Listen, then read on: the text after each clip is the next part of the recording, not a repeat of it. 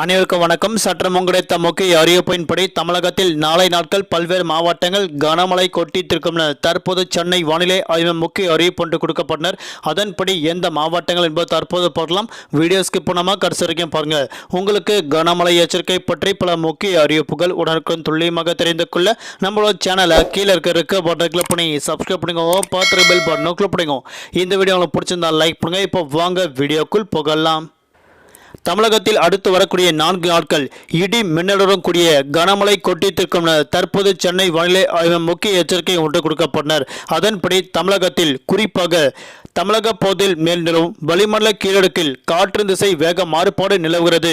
இதன் காரணமாக தமிழ்நாடு புதுவை காரைக்கால் பகுதியில் ஆங்காங்கே கனமழை கொட்டித்திருக்கிறது.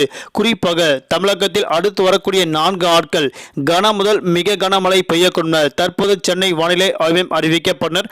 குறிப்பாக நாளை நாட்கள் நீலகிரி, கோயம்புத்தூர், திருப்பூர், திண்டுக்கல், ஈரோடு, கரூர், நாமக்கல், சேலம் உட்பட 8 மாவட்டங்கள் கனமழை கொட்டித்திருக்கும் அறிவிக்கப்பட்டனர். குறிப்பாக மே மாதம் 10ஆம் தேதியும் நீலகிரி, கோவை, திண்டுக்கல், கரூர், நாமக்கல், சேலம், கள்ளக்குறிச்சி, தருமபுரி, திருப்பூர் உள்ளிட்ட 9க்கும் மேற்பட்ட மாவட்டங்கள் கனமழை பெய்யக்கூடும்.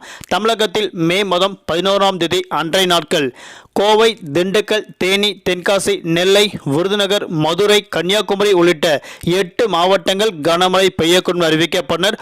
குறிப்பாக தமிழகத்தில் அடுத்து வரக்கூடிய நாட்களில் 2 முதல் 3 டிகிரி செல்சியஸ் அளவிற்கு வெயிலின் தாக்கம் படிப்படியாக உயரத் தொடங்கும் என அறிவிக்கப்பட்டனர்.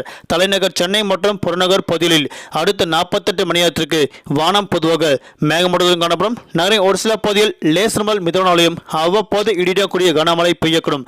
அதிகபட்ச வெப்பநிலையாக 36 முதல் குறைந்தபட்ச வெப்பநிலையாக 27 டிகிரி செல்சியஸ் வரை இருக்கக்கூடும் என அறிவிக்கப்பட்டனர். நாளை நாட்கள் மீனவர்களுக்கு எந்தவிதமான எச்சரிக்கை கொடுக்கப்படவில்லை என மீனவர்களுக்கு தற்போது முக்கிய அறிவிப்பு ஒன்று கொடுக்கப்பட்டனர்.